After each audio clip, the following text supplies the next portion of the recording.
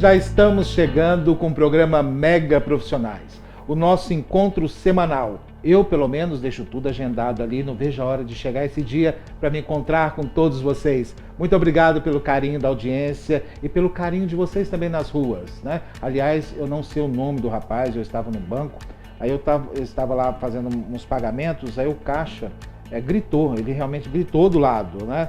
Ah, eu já sei quem você é aquele famoso da televisão. Falei, não, famoso é bondade sua, né? Mas obrigado pelo carinho, obrigado pela atenção de vocês que sempre interagem conosco, os nossos internautas que respondem os nossos apelos lá na rede YouTube, no Instagram, no Facebook, em todos os canais de mídias sociais. Muito obrigado pela resposta positiva de vocês. Hoje no programa nós vamos continuar falando sobre saúde do coração. Aliás, um assunto muito importante e desmistificar o uso do marca-passo. Nosso quadro Espaço Pet, vamos hoje falar sobre os cuidados com o nosso animalzinho de estimação quando ele já chega já numa fase adulta, já está velhinho. Será que ele precisa de cuidados especiais? E será que ele sabe que está velhinho? Vamos conversar com a doutora Luciana Fonseca a respeito desse assunto. Hoje vamos tratar de estética aqui no programa Mega Profissionais. A nossa colaboradora Sandra Assis Maia, que é tricologista e gentilmente comparece aos nossos estúdios para falar sobre fé. Só que os nossos internautas estão questionando. Várias dúvidas surgindo, principalmente porque agora parece que esse assunto virou moda, né? Tricologia. Todo mundo sabe que tricologia está ligado ao cabelo. A ciência que cuida do cabelo. Aquela ciência que trata sobre o cabelo. Será que é uma ciência? Será que é uma especialidade? Será que o cabeleireiro que é tricologista tem sempre essa dúvida cruel, né? Muitas vezes nós queremos que resolva o nosso problema, né? Mas nós não sabemos exatamente a qual profissional recorrer. Convidei Sandra Assis Maia para voltar aos nossos estúdios. Aliás, sempre a sua imagem está ligada a muito uma mulher de fé. Não é isso, Sandra? Também. Seja bem-vinda mais uma vez aqui no programa Mega Profissionais. Essa fé também transfere para os seus tratamentos ou não? Você separa uma coisa da outra? Como é que funciona isso? Então, a Sandra, como pessoa, eu sempre gosto muito de buscar, estudar, averiguar direitinho cada área, né? Então, eu sou profissional, levo a sério a minha profissão, sei que tudo tem que ter comprovação científica, isso. Buscar comprovação científica, estudos, né? Fiz várias áreas, especializei em várias áreas para prestar um bom atendimento no meu trabalho. Na verdade, assim, eu não estou tricologista, né? Eu sou tricologista porque toda a história da minha vida profissional eu iniciei na área de salão e, assim, sempre me apaixonei por tratamentos. Então, assim, a estética em si me atraiu, mas eu acredito que foi pela a forma de ter aquele contato com as pessoas, de poder servir, de poder ajudar, fazer algo para a pessoa ficar melhor. Então, peraí, eu não consigo ver isso só de forma estética, eu consigo buscar também tanto melhorar a pessoa, na questão emocional, quanto também na vida espiritual. Não tem como separar, né? Uma coisa da outra, né? A minha paixão de ter esse contato com as pessoas, de poder servir, é algo que é da Sandra. Mas assim, eu não misturo as coisas de pensar assim, peraí, eu acredito, eu tenho fé, eu acredito no milagre, mas tem consciência que tudo tem que ser feito na nossa parte do lado de cá.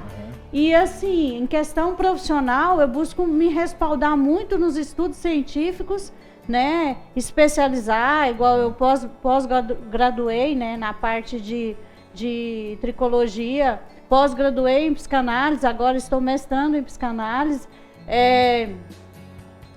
pós-graduei e fiz master em ortomolecular.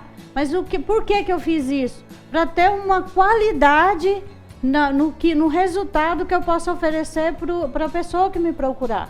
E além dessa questão dos estudos, de preparar para investigar bem as possíveis causas da queda de cabelo, do problema capilar, nós temos a clínica para oferecer o trabalho, procurar assim, ter excelência nesse atendimento. Nós temos profissionais também formados e capacitados para isso. Vamos por etapa.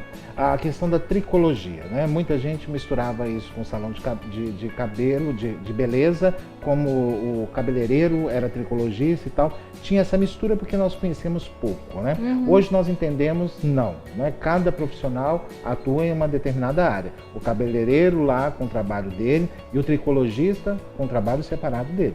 Ou seja, tem uma clínica hoje que trabalha só a questão tricologia. Só tricologia. E tem lá o salão de beleza que cuida só do cabelo. Tem, então, é essa questão. Como eu falei... Só de cabelo que eu digo assim, penteados, eu vou colocar o meu exemplo para ficar mais fácil.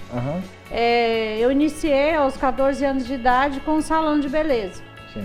Comecei a fazer um trabalho, 14 anos de 14 idade? anos. Eu abri minha primeira empresa. Que isso, não sei. Então, o que acontece? Mas eu sempre desenvolvi com a decisão que era aquilo. Eu queria trabalhar com pessoas, era a forma que eu sentia de trabalhar com as pessoas, de atender, de ter aquele contato. E aí, o que eu vi que era o meu forte? Tratar, investigar, ver o que era importante realmente ali para aquela pessoa tivesse resultado. Não ajudar a pessoa a fazer uma escolha, não fazer de forma impulsiva, sem saber o que quer. E ali eu falei, não, um dia eu vou ter a minha linha de tratamento. E hoje, graças a Deus, eu tenho uma linha de tratamento. Mas tudo isso foi um processo de muitos anos. Os produtos que você desenvolveu.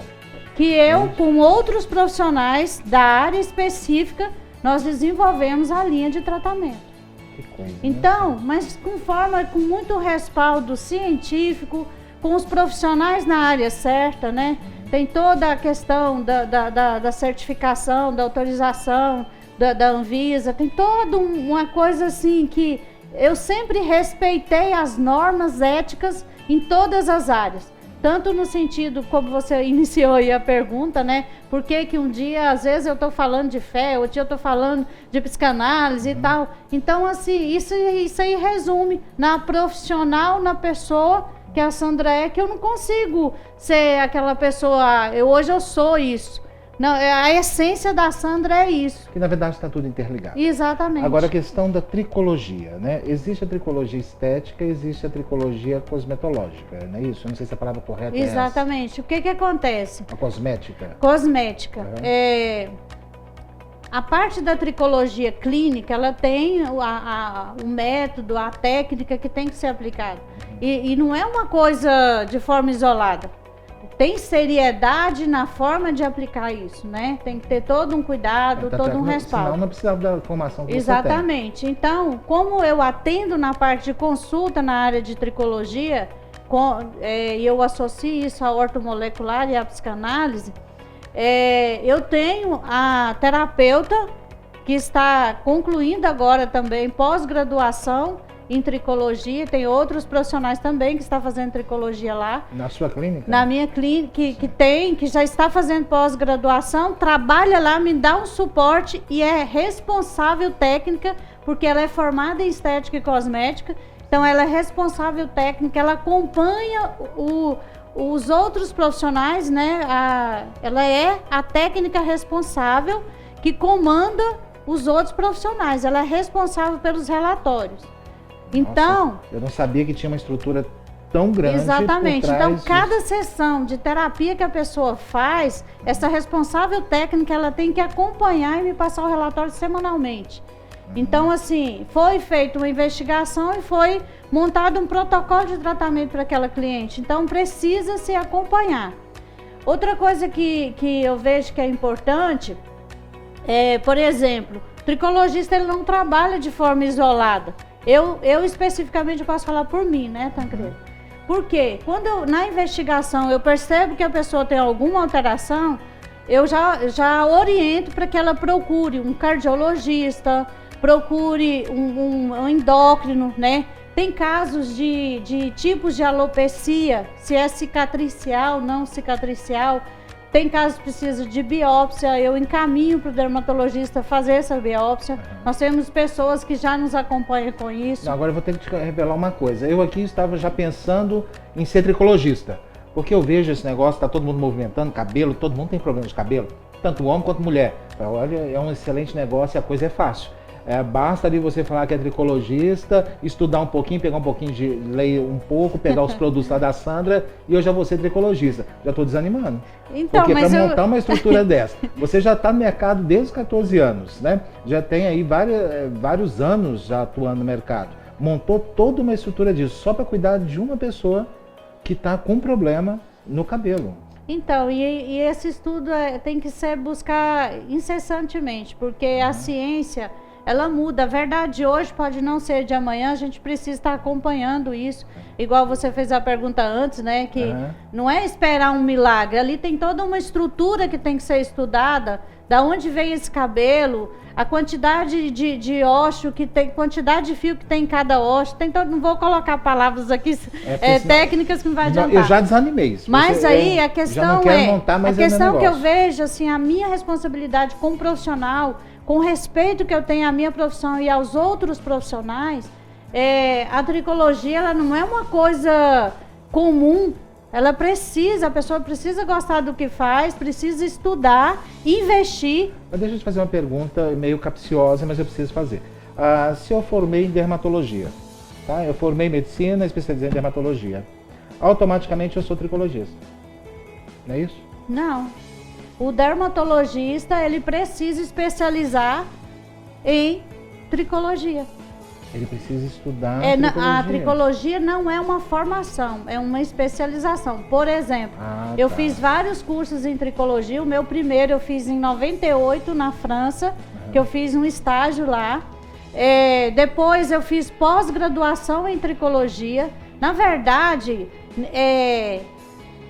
pode-se falar que tecnicamente eu já era tricologista pelo que eu já aplicava na minha clínica. Sim. Depois eu fui desenvolvendo e fazendo esse trabalho, e tendo essa formação, toda essa preparação. Não se usava esse termo, né? Tá. Mas você atuava como tricologista de forma empírica. Exatamente. Aí você com depois os cuidados, foi buscar a parte com a científica. técnica. Aí eu fui buscar a parte científica. E lógico, hoje, como eu sou ortomolecular, eu tenho meu CRT, eu posso acompanhar a pessoa no equilíbrio metabólico. Você tem registro isso de tricologista? De ortomolecular, eu tenho CRT.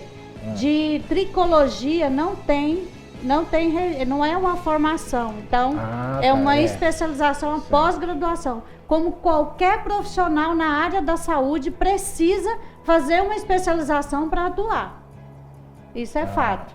Então, agora, o que a gente tem que separar? O que é tricologia médica, o que é tricologia estética e cosmética? Agora, qual é a diferença de atuação? Tem os métodos e as técnicas de tricologia invasiva e não invasiva. Hoje não vai dar para a gente falar sobre isso. Vou te convidar para a semana que vem, você falar qual a diferença de um para o outro. Tá? Porque hoje realmente você já me passou muita informação, acredito que vocês também, né? Principalmente eu não sabia que um profissional precisava de uma especialização para atuar como tricologista. E precisa ser graduado para fazer a especialização. Tem que ter a graduação para depois fazer a especialização. Para fazer uma pós-graduação. Isso é muito sério, hein? Muito sério. É lógico que você vai cuidar da autoestima das pessoas. Então, não é isso, Sandra? Talvez seja por isso que sua clínica chama autoestima. Não é isso? Muito obrigado pela sua participação aqui. Semana que vem você volta para explicar pra gente qual a diferença de um pro outro, tá? E daqui a pouquinho nós voltamos também, falando do seu animalzinho de estimação. Cuidados, porque ele também vai ficar idoso, vai ficar velho e merece cuidados especiais. Eu volto já já.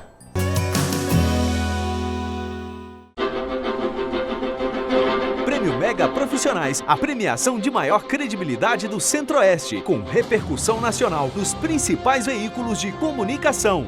Assessoria e Comunicação, na pessoa do jornalista Tancredo Simão aqui presente, confere ao Silvio Santos do Prêmio Mega Profissionais. O Tancredo Simão amavelmente vem até aqui o nosso estúdio me trazer o troféu. Esse troféu aqui, Loro.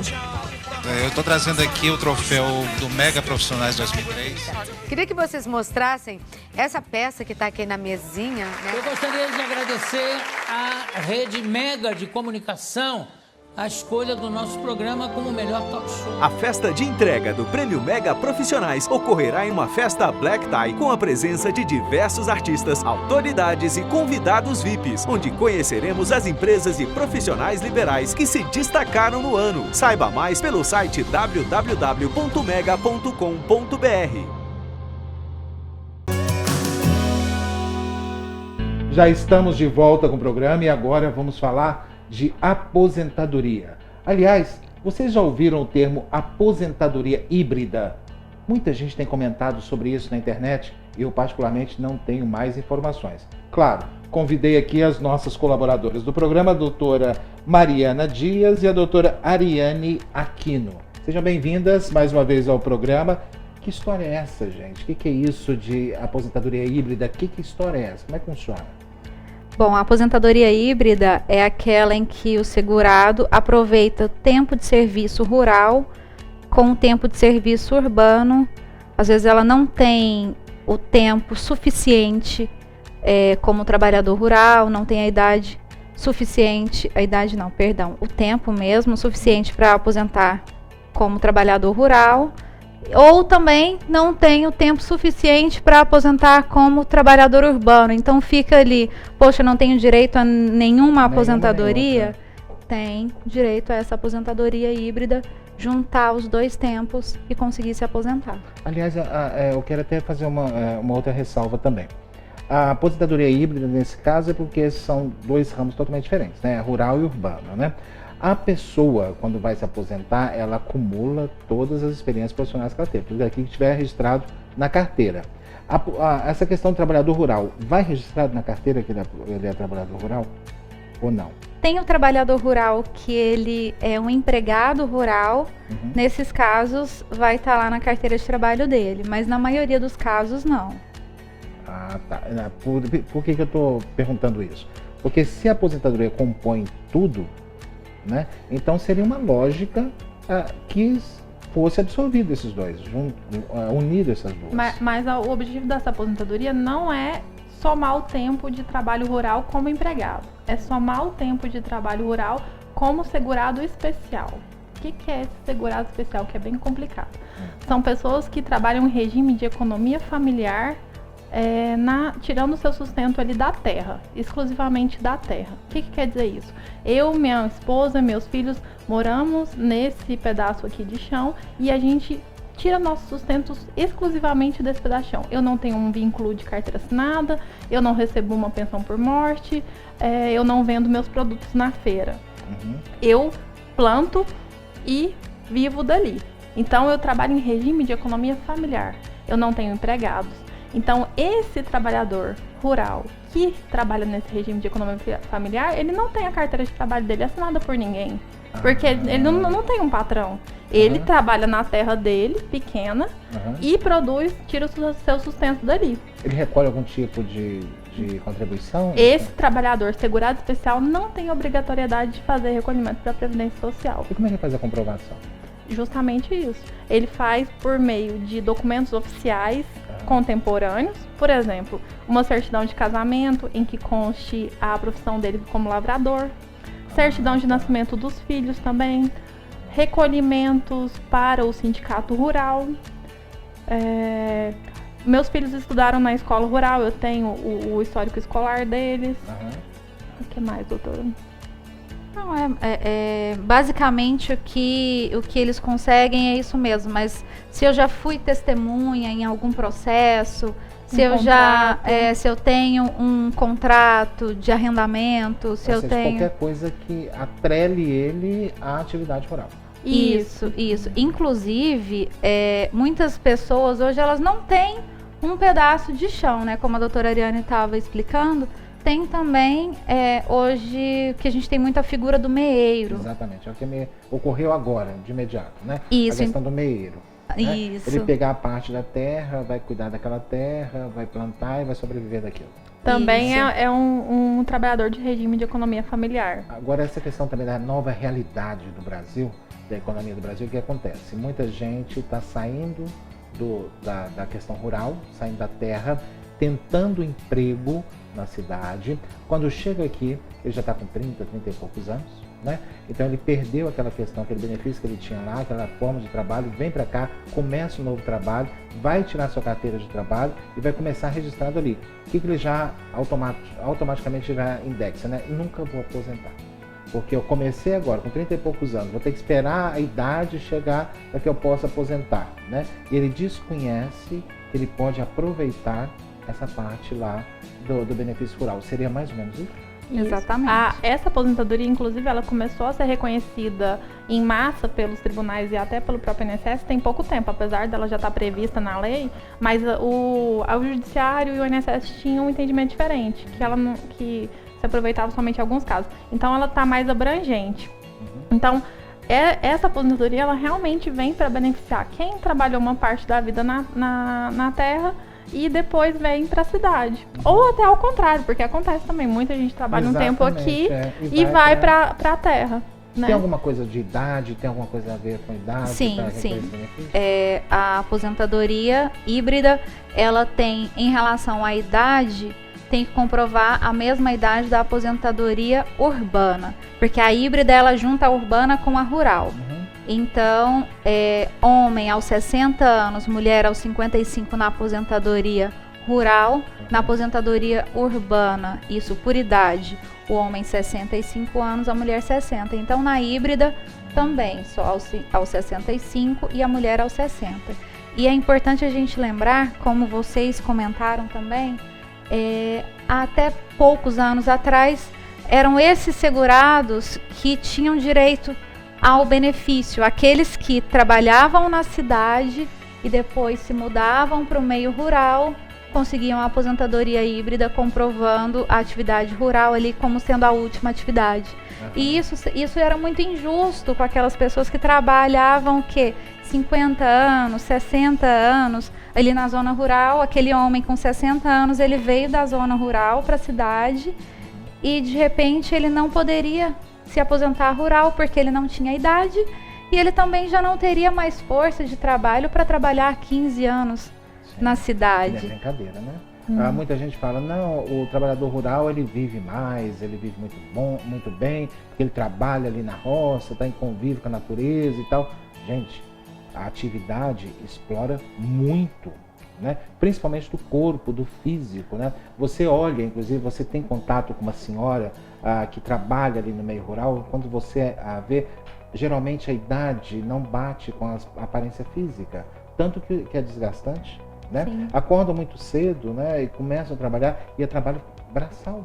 A maioria das vezes é trabalho braçal. Sim, né? E a lei, então, realmente ela vem para proteger esse trabalhador, uma vez que geralmente ele não consegue oferir uma renda ali da terra e não conseguiria, então, fazer uma contribuição para a Previdência. Então, a lei ela vem auxiliar nesse sentido o trabalhador que vive em regime de economia familiar. Agora me ocorreu uma dúvida aqui. Não pode acontecer alguns casos, por exemplo, que a pessoa tem um sítio, vive nesse sítio, gosta de fazer, ou é fazendeiro, tem a sua atividade aqui na área como empresário, mas ele é fazendeiro, né? Ele não pode também se beneficiar disso de alguma forma? Trabalhando os dois ao mesmo tempo? Não. A lei ela não protege esse tipo de trabalhador. Porque aí ele é um trabalhador urbano, como você, como eu. Né? Isso. A lei ela vem para proteger aquele pequeno trabalhador rural que é inclusive assim um benefício social, né? Esse benefício ele é quase um benefício de cunho social ele é mesmo. Permanente, depois que ele adquire? Sim, aposentadoria normal. É aposentadoria normal? Sim, aposentadoria por idade rural ou auxílio doença rural. Mínimo, tem salário mínimo. Como não há contribuição, eles recebem salário mínimo. Esse é o teto máximo? Bom, tem alguns casos em que a pessoa ela vai ali, ela precisar só de pouco tempo, 5 anos ali de atividade rural para agregar ali naquele tempo de contribuição, vai aposentar por tempo de contribuição ou mesmo por idade, porque a aposentadoria híbrida, ela pode ser por tempo de contribuição, e aí tem todo aquele cálculo da média e tudo, então ele não vai valer, ele não vai somar em valores, mas numa aposentadoria em que a pessoa já tem valores consideráveis, nesses casos ela não aposenta com salário mínimo. Tudo é caso a caso, né? Sim. E tem que ser analisado. E importante também, Tancredo, em relação ao que você perguntou, o dono da fazenda. Ele, como ele é empresário, né, ele é dono, ele é segurado obrigatório. Então ele tem que fazer o recolhimento como proprietário rural. Existe o recolhimento para proprietário rural. Sim. E aí, então vamos supor, não é um prolabore, não. Uma espécie de prolabore, tá. mas como proprietário rural.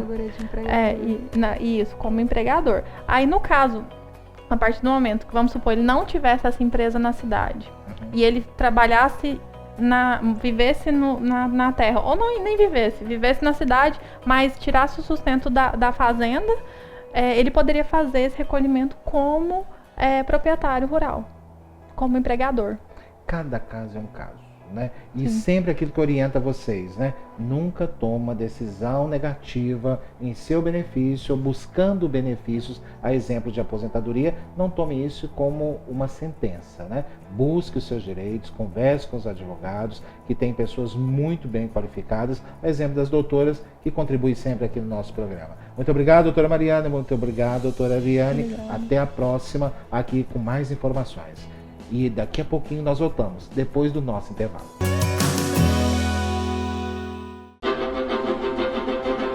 Prêmio Mega Profissionais, a premiação de maior credibilidade do Centro-Oeste, com repercussão nacional dos principais veículos de comunicação. Assessoria Comunicação, da pessoa do jornalista Tancredo Simão aqui presente, confere ao Silvio Santos do Prêmio Mega Profissionais. O Tancredo Simão amavelmente vem até aqui o nosso estúdio me trazer o troféu. Esse troféu aqui, Loró. Eu estou trazendo aqui o troféu do Mega Profissionais 2003. Queria que vocês mostrassem essa peça que está aqui na mesinha, né? Eu gostaria de agradecer à Rede Mega de Comunicação a escolha do nosso programa como o melhor talk show. A festa de entrega do Prêmio Mega Profissionais ocorrerá em uma festa Black Tie com a presença de diversos artistas, autoridades e convidados VIPs, onde conheceremos as empresas e profissionais liberais que se destacaram no ano. Saiba mais pelo site www.mega.com.br. Já estamos de volta agora falando dos nossos animaizinhos de estimação. O quadro apelidado carinhosamente pelos nossos internautas como quadro fofurinha do programa, o nosso quadro Espaço Pet, que tem como colaboradora a doutora Luciana Fonseca, médica veterinária. Tudo bem, doutora? Tudo ótimo. Seja mais uma vez bem-vinda ao nosso programa, que, aliás, todos os internautas sabem e falam muito disso. Você sabia disso? Bom demais. Eles chamam lá o quadro de fofurinha. Eles adoram. Mas ter bicho, né, é uma fofura, né? Cachorro e gato é uma fofura. Membro da família. Membro. Pode ser filhos. Membro. E hoje eles têm vivido muito mais, né? Graças a Deus. Amém. Graças a Deus. Agora, só que eles envelhecem, né? Eles não vão ficar eternamente bebezinhos, né? Pulando e tudo. Aliás, os animais sabem quando envelhecem? Sim, eles começam a ter uma mudança de comportamento, eles começam a ficar um pouco mais quietos, né? Claro, eu tenho pacientes de 16, 17 anos que pula, né, muito alto, ainda brinca, mas a grande maioria, a partir de uns 7, 8 anos de idade, já começa a dar uma freada. E vocês estão falando de cachorro ou gato? Os dois, ambos, né? O gato, às vezes, até um pouco antes do cão. Mas o cão, em média, uns 10 anos de idade, ele já começa a ter um envelhecimento. Eu achava que você ia falar ao contrário. Não, os gatos depois dos cães, né? Porque eu tenho gatos, né? Inclusive a senhora trata um deles, que tem 19 anos, né? Que é o Mel. Ele tem 19 anos, o irmão dele morreu há pouco, também com 19, né? E ele é um garotão. Ele brinca, demais. né? Ele passa por cada lugar. Hoje, com os cuidados que nós temos, eles têm vivido muito mais, né? Isso é extremamente importante. O fato de interagir, por exemplo, você tem vários gatos, então eles interagem entre eles. Isso é muito importante. Eu falo também, eu tenho um gato de 14 anos. Quando eu perdi a minha primeira gatinha, ele ficou muito apático, triste. Quando a gente arrumou outra gatinha, ele já voltou à vida, sabe? Ele começou a brincar, ficar mais ativo. Então, o fato de você ter outro animal é bom porque melhora o comportamento deles, né? Lá no meu caso, ficam mais animados. Os gatos, eles vivem em guetos, como se fossem famílias, né? Então, é um gatinho grande, né? E aí são separados por 3 famílias. Eles escolheram a família deles. Sim. Então, tem 6 no lugar, 7 de um outro e não sei quantos no outro, lá, né? Então, eles convivem realmente ali dentro da família. Sim, se deles, sentem né? bem. Isso é importante. Isso é importante demais. Bom, a gente já sabe que eles sabem quando envelhecem e muda o comportamento. Agora o dono às vezes esquece. Sim, a gente tem que se adaptar a isso, né? Uma coisa muito interessante que eu falo sempre com os meus clientes é assim, as casas hoje em dia, muita gente tem casas com vidro. Tem que lembrar que o cão de determinada idade, às vezes ele tem esclerose ou tem catarata, que é uma alteração nos olhos, fica mais esbranquiçado a menina dos olhos, a pupila. E aí, às vezes o bichinho não tá enxergando direito, bate nos vidros, cai de determinados lugares, né? A gente tem muita queda de segundo andar. Então isso é uma coisa que eu sempre peço, cães de certa idade, o ideal às vezes, claro, tudo depende de como que ele é. Tem animal que tem 16 anos, igual eu falei, que tá brincando, pulando. Mas se você começar a perceber que o animal está tendo algum comportamento diferente, o ideal é começar a restringir um pouco os lugares que ele vai frequentar na casa. Justamente pelo motivo. Às vezes eles começam a ter problemas osteoarticulares, o subir e descer da escada faz mal. Então a gente começa a ensinar ao proprietário como que ele tem que se adaptar à situação que o animal está, para que evite a progressão de doenças e até ele tenha mais conforto, não sinta dor, enfim. Agora a senhora falando da questão de deficiência visual, né? Eu fui uma vez na casa de uma arquiteta, ela morava lá no setor Jó, em Goiânia. E quando eu fui, conversei com ela, então ela mora tipo um loft. É gigante o loft dela. E tem muita coisa lá, muitos objetos, muito móvel, tá? E é muito grande. E ela tinha uma cachorrinha e essa cachorrinha corria para cima e para baixo, ela lá em cima voltava e tudo. Aí eu falei, nossa, que bonitinha, né? Ela super interagindo e tal. Eu falei, não, super legal. Aí no final ela falou assim, não, ela não enxerga nada. Ela não enxerga, ela não tem visão. Eu falei, como assim? Sim, eles se adaptam porque muito gigante, bem. Cheio de coisas, eles vão em tudo, ela ia em tudo quanto é lugar. Isso, e o que não pode acontecer é mudar, não pode ser mudado os móveis de lugar. Né? Muitas das vezes esse animal, inclusive, ele entra em depressão porque o proprietário muda de casa e aí ele passa a não saber mais andar, começa a bater nas coisas. Então um fator muito importante é não mudar os móveis de casa quando você tem um animalzinho que não está enxergando tão bem. Principalmente ou na claridade ou num ambiente muito escuro, eles não enxergam. Então a primeira coisa é evitar mudar móveis. Uma coisa que eu acho muito legal, eu indico muito sapatinho. Já viu sapatinho de criança? Que tem borrachado embaixo? Hoje em dia existe para pet também. Até tem marca de meia de adulto que tem sapatinhos para cachorro. Começar a colocar, por quê? Os pisos hoje são muito porcelanato, é muito tábua corrida, é muito liso. E aí, às vezes, na hora do bichinho começar a andar, às vezes as perninhas estão um pouco fracas, eles escorregam também, acabam desarticulando o membro, né? Então, isso é muito interessante. Passadeiras, carpetes, tudo que você, emborrachados de EVA, tudo que você possa colocar onde o animal anda para evitar quedas, né? Assim como uma pessoa idosa, né? Eu gosto muito de comparar. Isso é muito importante. Agora, quais são as doenças que são mais comuns no animal mais idoso? Então, com o passar da idade, por exemplo, Yorkshires, Cockers, eles costumam ter problema de cognição. Vamos parar para pensar como se fosse uma pessoa com esclerose mesmo, com Alzheimer. Tem algumas doenças degenerativas que às vezes acometem os Yorks mais precocemente. O mais precocemente que eu falo é em torno de 13, 14 anos, né? Apesar de ser uma raça que vive muito. Essas deficiências de cognitividade podem gerar convulsão, às vezes perda da visão, o animal começa a andar e bambear, andar em círculos. Isso é como se fosse uma degeneração do cérebro, tá? Esse seria um dos casos mais graves. Doenças articulares são as mais comuns. Por isso que a gente pede para casa estar preparada, né, com o piso mais áspero possível, evitar corridas, longas caminhadas. Hoje em dia, com os carrinhos tipo carrinho de bebê, já viu? Para pet, né? Hoje em dia pode ser o próprio carrinho de bebê, mas os carrinhos para pet, eu recomendo muito.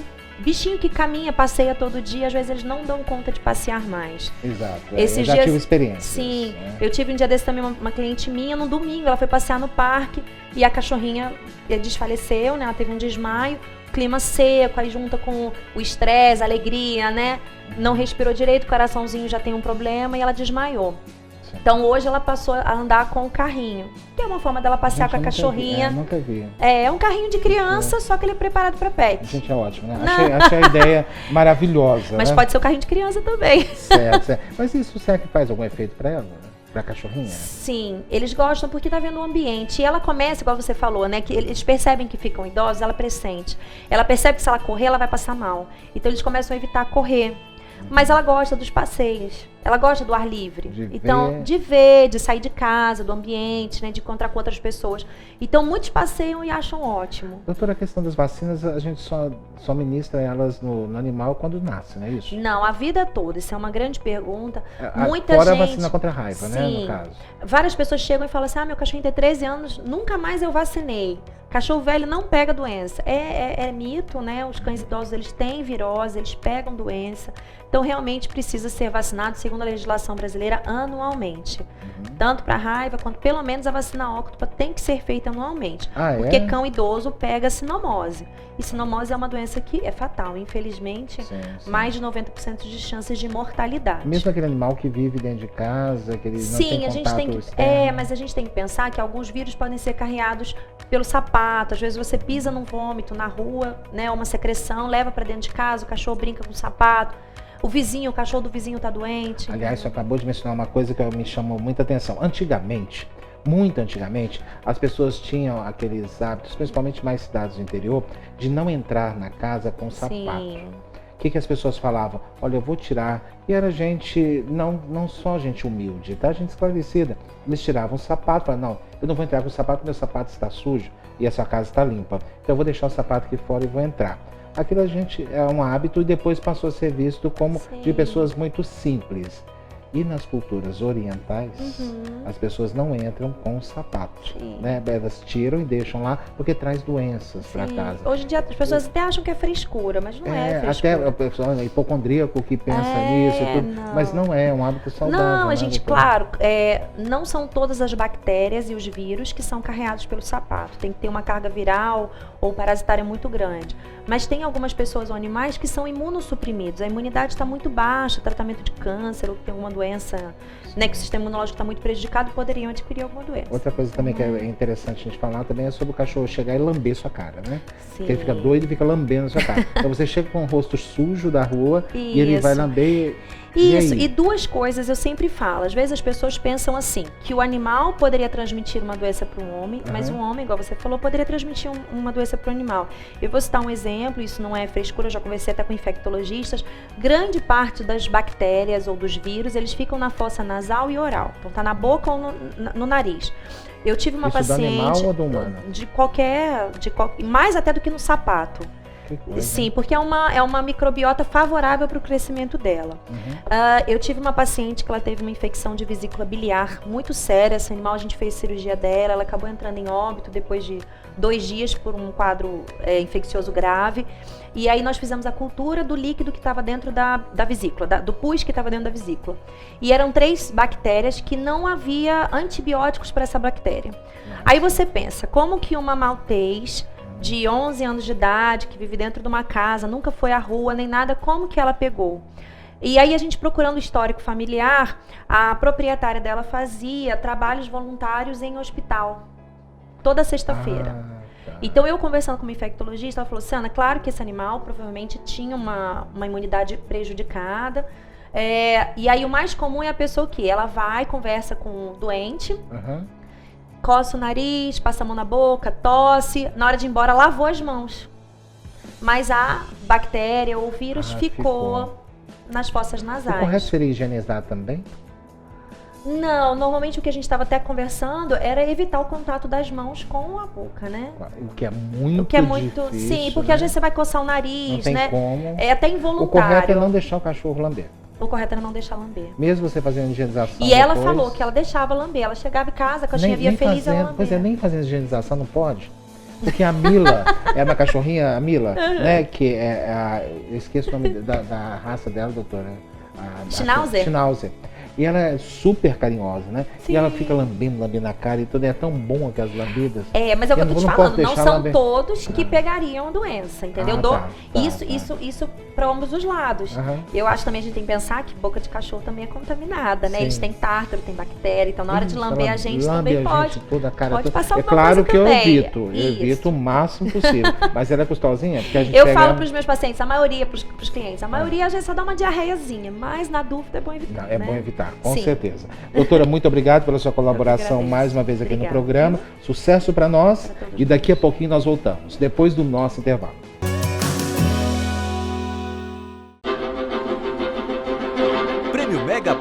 Profissionais, a premiação de maior credibilidade do Centro-Oeste, com repercussão nacional nos principais veículos de comunicação. Assessoria Comunicação, na pessoa do jornalista Tancredo Simão aqui presente, confere ao Silvio Santos do Prêmio Mega. O Tancredo Simão amavelmente vem até aqui o nosso estúdio me trazer o troféu. Esse troféu aqui, Loró.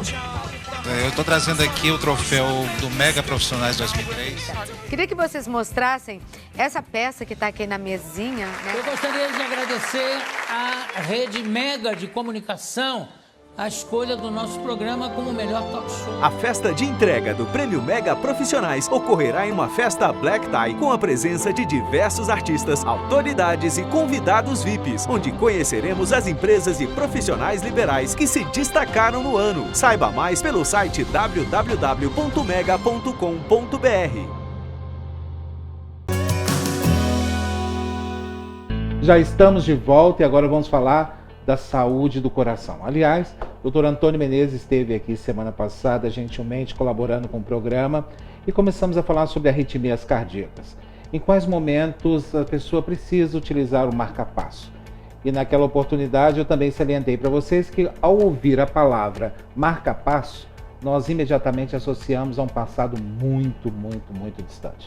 Tem alguns jovens, inclusive, que nem ouviram ainda falar da palavra marca-passo, ou desconhecem esse tipo de tratamento. Aliás, o pior que é desconhecer é criar mitos, né, doutor? Seja bem-vindo mais uma vez ao programa Mega Profissionais. Obrigado pela sua gentileza de retornar aqui. E essa questão realmente eu também acho muito ruim essa desconhecer e criar mitos em cima disso. Que tudo aquilo que a gente não domina ou não conhece, a gente acaba mitificando. Não é mesmo? E naquela oportunidade a gente falava sobre as arritmias cardíacas e qual paciente precisa recorrer ao uso do marca-passo. O senhor já nos adiantou que o marca-passo não precisa ser mais aquela questão que sai com a rodinha andando, aquele equipamento gigante, né, acessório, que agora tudo é mais moderno. Justamente. Né? A questão do implante, de colocá-lo, que é do tamanho de um isqueiro, que o senhor sinalizou, e colocar isso embaixo, subcutâneo. Né?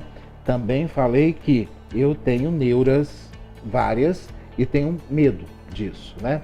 Qual a minha dúvida maior é, como o indivíduo vive pós-marca-passo? Existe vida pós-marca-passo, doutor? Diferentemente que a gente ainda não sabe, né, se existe vida pós a morte, pós-marca-passo existe sim. Isso o senhor garante, né, como especialista da área, né? Pós-marca-passo existe sim. E vida que pode ser uma vida com qualidade, a depender da doença com que está sendo tratada, então com as limitações da doença, com as limitações da idade, porque é interessante que às vezes alguns pacientes, principalmente os mais idosos, eles deparam com duas possibilidades, né? Eu coloco o marca-passo, então agora eu estou turbinado.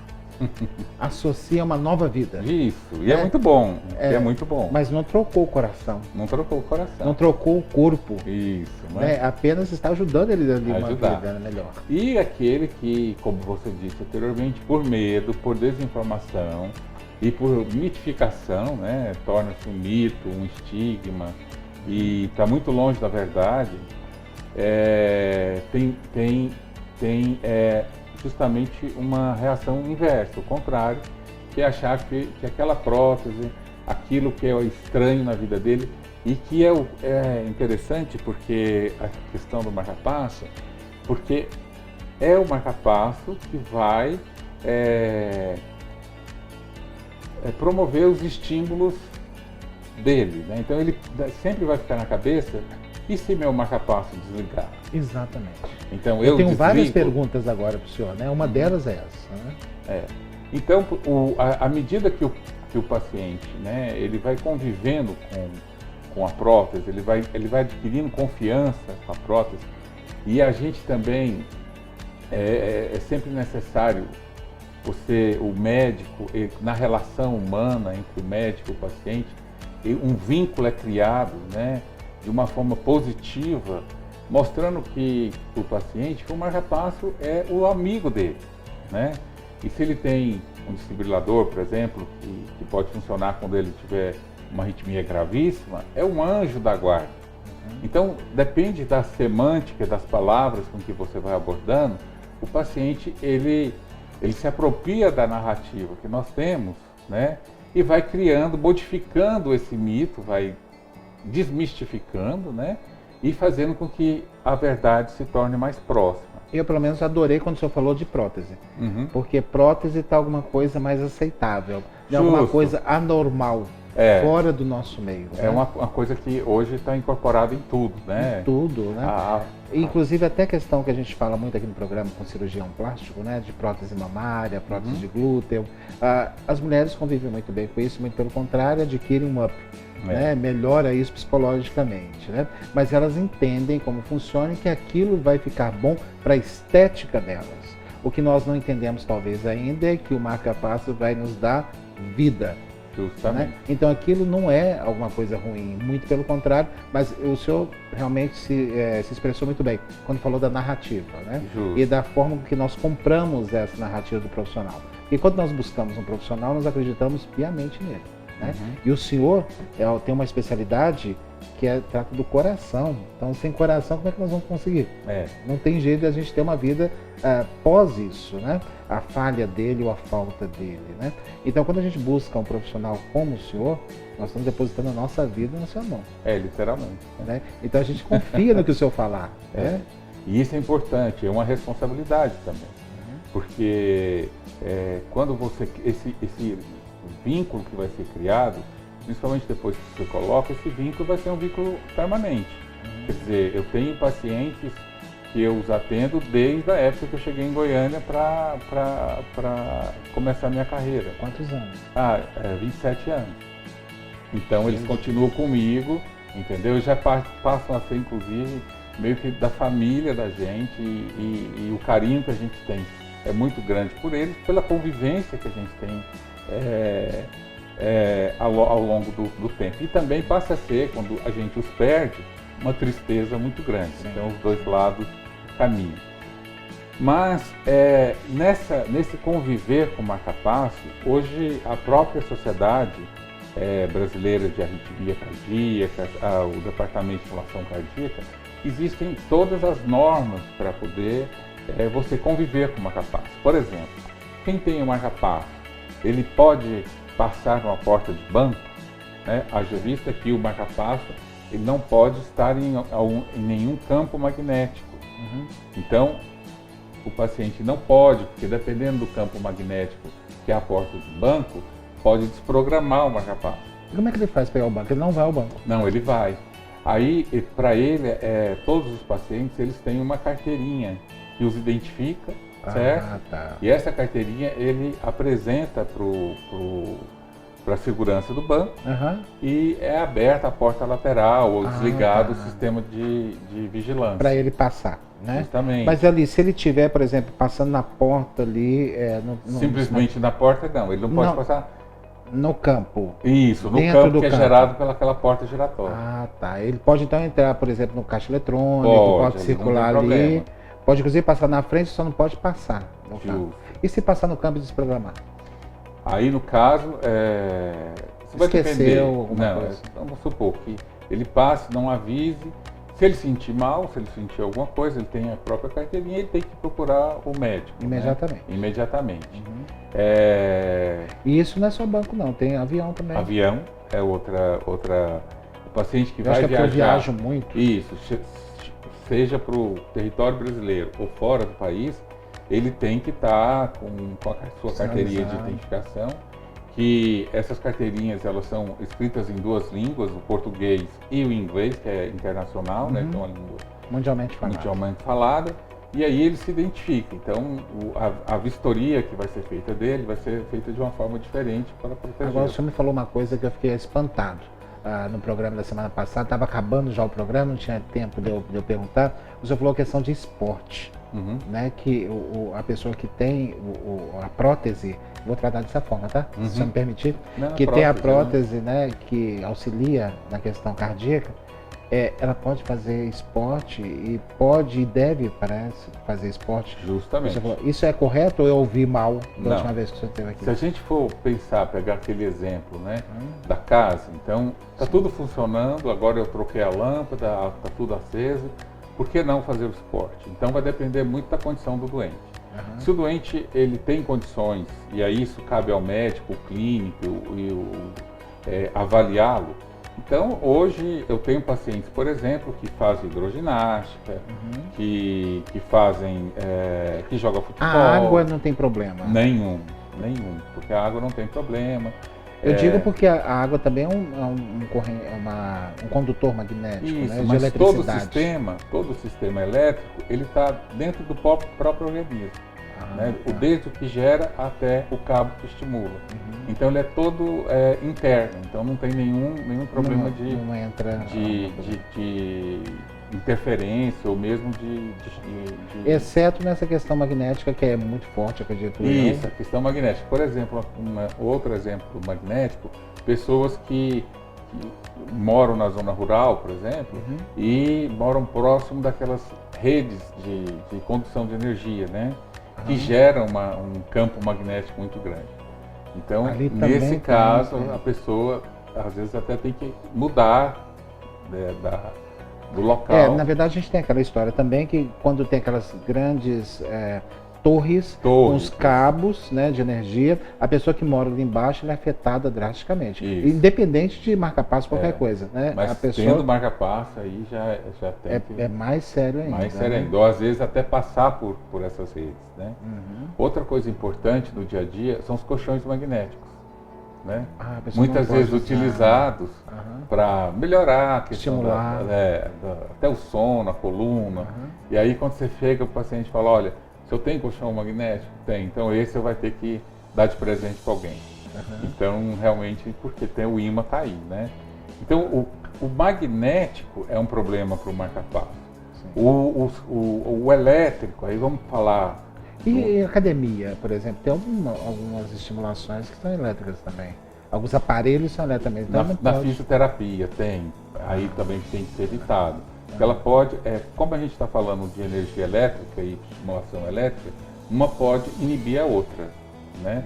E a depender do grau de dependência que o paciente tem do próprio prótese, ele pode se sentir mal. Na sua avaliação, isso é muito restritivo a uma vida normal?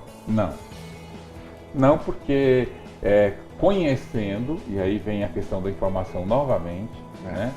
Conhecendo, estando bem informado de como ele vai agir a partir de então, o paciente vai se adaptando sem nenhum problema. Não existem várias alternativas. Então, uma coisa que eu acho a pior do mundo é a intolerância à lactose. São indivíduos que têm intolerância à lactose, ou seja, não pode comer nada derivado de leite. E a humanidade inteira, né, na sociedade toda... A base da alimentação está o leite. Está o leite, né? E conseguem conviver naturalmente, conseguem conviver muito bem e sorriem muito bem, se adaptam. O ser humano, ele é adaptável, né? E principalmente tendo como prioridade a vida, né? Justamente. Eu acho que aí é o principal, né, doutor? Sempre nós devemos focar, principalmente nos benefícios, né, que nós devemos ter. E o senhor também citou um outro dado que também me preocupou um pouco, que o Brasil está bem aquém daquilo que ele deveria, dos pacientes que deveriam utilizar o marca-passo e não utilizam, isso observando o mundo, né? O mundo. Se a gente for pegar a população brasileira, um dos problemas que a gente tem, isso é um problema clássico, né, infelizmente, que é o problema de saúde pública, né? O acesso do paciente à saúde é um acesso muito aquém do que nós deveríamos ter. Então isso faz com que o paciente não chega nem a ser diagnosticado como um potencial paciente para chegar a utilizar essa prótese. Então a gente falando em termos de saúde pública no geral, né? E políticas públicas que favoreçam isso também estão muito aquém daquilo que a gente necessita. E em comparação com países desenvolvidos, né, e os percentuais são astronomicamente diferentes, infelizmente. Mas muito, esse momento que nós estamos aqui discutindo e as pessoas estão nos assistindo, isso faz com que desperte esse interesse, né? Estão as próximas eleições.